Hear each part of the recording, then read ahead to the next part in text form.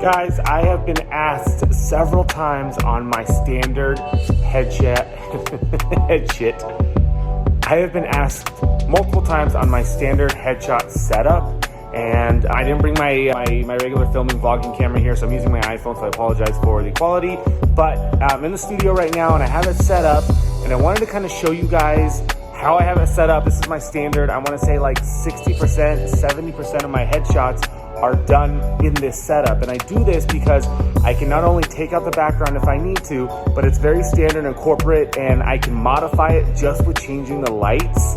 And this kind of helps me solidify my branding as a headshot photographer in the commercial world here in Reno and Sparks, Nevada. So let's take a peek right now.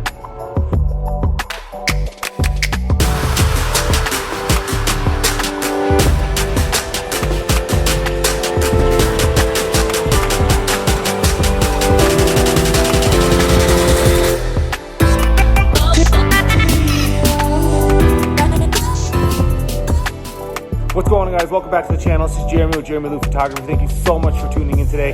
Guys, I am showing you guys a headshot setup, but before I do that, if you guys are new, please consider subscribing. If the video helps you anyway, give it a thumbs up. Click that bell for notifications. I'll tell you every time I come on. You guys, I have my bands in right now, and I have to leave them in so I can get my braces off soon. I have like 5 months, but if I can rock these hard, then I can get them off in like 2 months, and I really want to do that. So I apologize. I feel like I'm slurring and, you know, back and whatever. So guys, we're in the studio right now. That's behind me. I have two Einstein set up here. We're doing a 2-light setup, and we're gonna add a reflector if we need to. So my client is running just a little bit behind, so I have a little bit of time to do this for you guys, and we'll do it. I haven't filmed on an iPhone and put this up like this in so long that it feels weird. It feels weird, and I don't have my audio and whatever. So sorry about the fan. Everything's happening. So I'm gonna show you guys what it looks like, and we'll talk about it. So guys, here is the setup here. So we're using 2 lights. It could be anything. I'm using the Einsteins. I have Godox. We have a bunch of different lights, but it doesn't really matter. You have a 2-light setup. I'm using a gray backdrop. This is the Westcott X Drop, which is really cool. I have it set up just in the studio here, but this actually travels with me wherever I go. So this is the X Drop. I have like 5 different colors with it. We have 2 Einsteins. And guys, this is very simple. So this is my key light. This is my main light.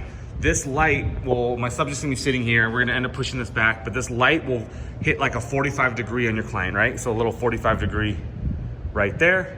And then this is our kicker light, which is add a little bit of light or separation from our subject to our backdrop, meaning that we can tell that there's space between our backdrop and our subject, so it doesn't feel like their head is right on the backdrop. So all we're gonna do is we're gonna set our camera settings. My settings are usually 1/100th of a shutter, f4.0, ISO 50 or 100, whatever lows you can go, and then actually adjust my lights to taste. And typically, since I'm not using a grid on this, I want some super soft light today. If I'm actually shooting a male, then I'll actually put a grid on it to create some contrasty light. But that's kind of it. And a couple things that I'm gonna add might be a reflector right in here as they sit, just to add a little bit of light to their chin. But I'll show you guys a little BTS time lapse of it, and then I'll show you guys some images of it as well. And hopefully that helps you guys figure everything out. But super simple setup, guys. This can cost you anywhere. I mean, the X Drop is 90 bucks. Light stands, lights, and then if you can find soft boxes, I mean, you could do this setup always for under 500 bucks. Charge you $100 a session, $150, $200 a session, and make your money back fairly quickly. Okay, guys, so while we wait for our client to show up, I want to reiterate to you guys my camera settings. My camera settings work for me because of the studio that I'm at. The trick is when you're looking at your camera settings, you want to make sure that there is no ambient light hitting your subject within the studio. Usually indoors in a place like this, I don't have to turn off the lights, and I can completely get a dark area just by the settings that I have. So the 1/100th, the f4.0, the ISO 50 or 100. Your ISO wants to be as low as possible, then you adjust everything to taste.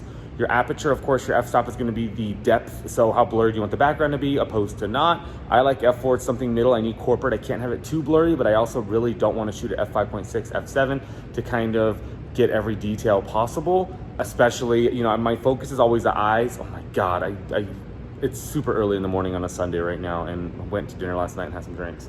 It's happening in the eyes right here. So we want to have that black completely. The only light that I want to have is a light from my lights themselves, right? So here's the test. What you do is you set your camera settings up. You can either take a picture and see what it looks like without the lights or with it. Okay guys, sorry for this loud fan right here, but we've done 2 outfits. We're just modifying and changing. So basically that key light is a 45 angle, hitting her at a 45. We're adding a highlight, and then the eyelighter, the Westcott eyelighter right here, is adding a little bit of light up into here to kind of block anything that needs to be blocked. We don't want that large shadow, but headshots theoretically are super simple. Proofs are gonna be easy. She's gonna select the proofs, we're gonna edit them down, and that's it. So I'll show you guys a time lapse as we kind of finish this up with our last outfit. And then from there, I'll put the final one on the video as well, so you guys will see what we have.